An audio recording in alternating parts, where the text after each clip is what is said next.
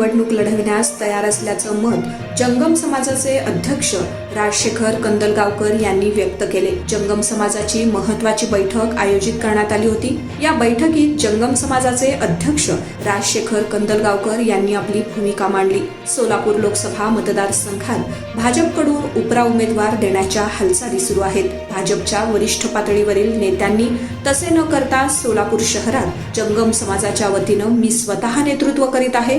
या नेतृत्वाला जर भाजपनं उमेदवारी दिली तर निश्चितच मी भाजपकडून सोलापूर लोकसभा निवडणूक लढविण्यास तयार आहे, असे मत राजशेखर कंदलगावकर यांनी व्यक्त केले। याशिवाय सोलापूर शहरातील विविध समस्या सांगत त्या सोडविण्यासाठीही कटिबद्ध असल्याचे त्यांनी सांगितले। सोलापूरच्या विकासासाठी भाजप सक्षम असून या भाजपकडून मला उमेदवारी देण्याची मागणीही राजशेखर कंदलगावकर यांनी केली आहे। यावेळी जंगम समाजातील बहुसंख्य समाज बांधव उपस्थित होते। मी राजशेखर स्वामी कंदलगावकर येणाऱ्या लोकसभेच्या निवडणुकीसाठी इच्छुक उमेदवार म्हणून मी उभा राहू इच्छितो। भाजपकडनं आमचे प्रयत्न सुरू आहेत आणि भाजपच्या जे कोर कमिटी आहे आणि त्या कमिटीला आतापर्यंत आम्ही दिल्लीपासून ते सर्व ह्याच्यामध्ये भेटी झालेल्या आहेत आमच्या आणि चर्चा पण झालेली आहे। आणि आमचं महत्त्वाचं सगळ्यात म्हणजे हे सोलापूर लोकसभा मतदारसंघ जे आहे ते सोलापूर लोकसभा मतदारसंघ राखीव मतदारसंघामध्ये असल्यामुळं राखीव मतदारसंघासाठी जो अनुसूचित जातीचा दाखला जो आहे तो माझ्याकडं ऑनलाईन काढलेला आहे आणि व्हॅलिडिटी सुद्धा आहे। त्यासाठी मी आमच्या समाजाच्या सर्व बांधवांची सर्वांची मंजुरी घेऊन सर्वांची एकमताने संमती घेऊन आम्ही हा येणारा लोकसभेचे इलेक्शन आहे तो मी भाजपच्या वतीनं मी लढू इच्छितो। तर लढू काय इच्छितो तर ही एक संधी आहे आम्हाला आमच्या समाजासाठी की लोकसभेसाठी मी इच्छुक आहे।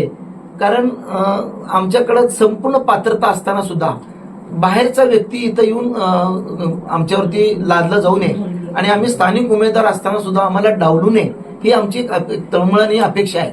आणि जरी समजा आम्हाला कर्मधर्म संयोगानं जर आम्हाला जर तिकीट भाजपनं दिलं आणि आम्ही त्यात यशस्वी झालो तर सोलापूर शहरासाठी जे काही आमच्याकडे मुद्दे आहेत की या इथं पहिल्यांदा सर्वात महत्त्वाचा प्रश्न म्हणजे विमानतळाचा प्रश्न आहे। तो विमानतळ झाला तर विमानतळामुळं या इथलं उद्योगधंदे येत नाहीत। उद्योगधंदे येत नसल्यामुळं इथल्या स्थानिक लोकांचं सोलापूर शहराचं इथली भारतात एकमेव शहर असं आहे की इथली लोकसंख्या कमी होत आहे। त्याला कारण म्हणजे तरुण वर्गाला हाताला काम नाही आहे। ते इंजिनियर होतात आणि उच्च शिक्षित होतात, विद्याभूषित होतात, पण ते शहर सोडलं जात आहे कारण त्यांना हाताला काम नसल्यामुळं दुसऱ्या शहरात ते स्थलांतरित होत आहेत। आणि सर्वात महत्वाचं इथं म्हणजे की सोलापूर शहराला अजून बी 8 दिवसाला एकदा पाणी येत आहे। आपल्याकडे उजनी धरण असून पर्यायी पाणी असून सुद्धा पाण्याची फक्त नियोजन नसल्यामुळे इथं सोलापूर शहराला पाणी मिळत नाही। मग आम्ही त्यांना 1 दिवसाआड कमीत कमी आम्ही देण्याचा प्रयत्न आमचा आटोकाट राहील। आणि सोलापूर शहरासाठी जे काही केंद्र सरकारचे सवलती आहेत सोयी सवलती म्हणलं तर रेल्वे जे आहेत ते सोलापुरातून जाताना पुण्याला जाताना लोकांना इंटरसिटी भरपूर जाते, एकदम जागा मिळत नाही आणि इंधने सुद्धा भरून जाते। ती अजून एक रेल्वे सुरू करण्यासाठी आम्ही मागणी करतो आहोत। आणि सोलापूर शहराला काही शहरात राज्य आहेत बाजूला जोडणारे कर्नाटक म्हणा किंवा आंध्र म्हणा तिथं जाण्यासाठी कर्नाटकातून गुलबर्ग्यातून हैदराबादला जाण्यासाठी सकाळी इंटरसिटी सुटते। तीच इंटरसिटी सोलापुरातनं सुटण्यासाठी आम्ही प्रयत्न करणार आहोत। आणि शहराला लागून नॅशनल हायवे आहे, त्या नॅशनल हायवेला जोडून यायचं हे भौगोलिक परिस्थिती दृष्ट्या पाहिलं तर सोलापूर शहर एकदम योग्य असं, कारण दळणवळण साधन जे आहे लागतं उद्योगधंद्याला हे संपूर्ण पूरक आणि पोषक आहे।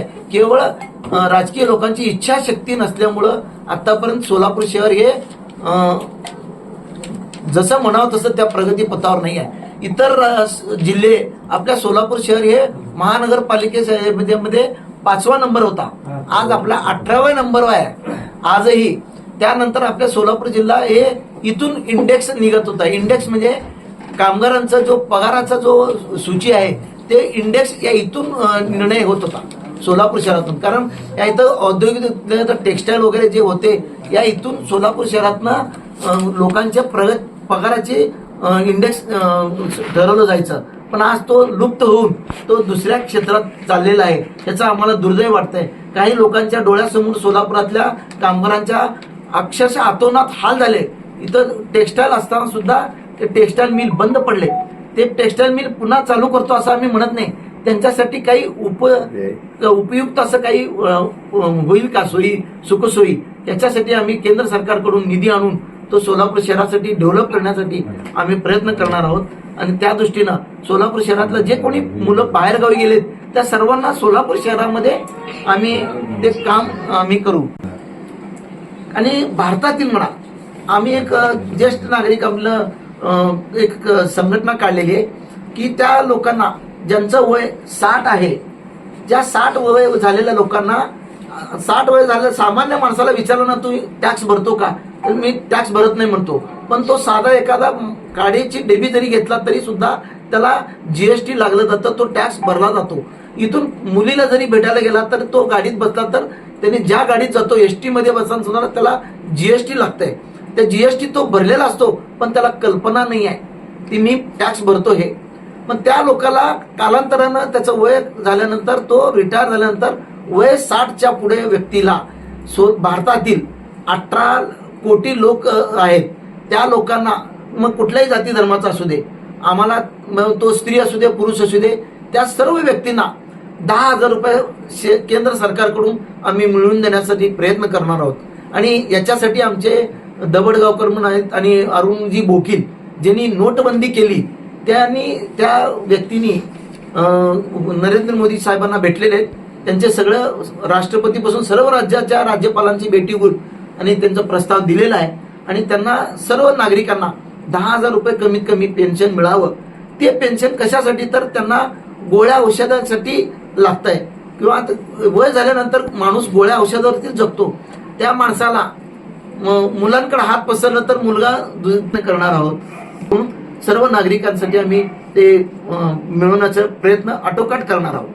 42 राखीव लोकसभा मतदारसंघ 2024 सोलापूर शहर याच्यासाठी मी इच्छुक उमेदवार असून त्या जे काही भारताची आपली प्रगती सुरू आहे, नरेंद्रजी मोदी साहेब जे गॅरंटेड व्यक्ती आहे, पौलादी पुरुष, 56 छाती असलेली व्यक्ती, त्यांना जरूर आम्ही या माध्यमातून सोलापूर शहरवासीय मला मदत करतील. त्यांच्यासोबतच राज्याचे आपले देवेंद्रजी फडणवीस साहेब आणि आपले एकनाथजी शिंदे साहेब यांच्याही कामाला हातभार लावून आम्ही आणि महाराष्ट्राचं त्यांच्या मार्गदर्शनाखाली जरूर तो आम्ही प्रयत्न करून आणि सोलापूर शहर व महाराष्ट्र राज्य आणि व भारत देश याच्यासाठी जे काही आपलं योगदान राहील तो आम्ही जरूर त्यास योगदान देऊन यशस्वी करण्यासाठी प्रयत्न करू.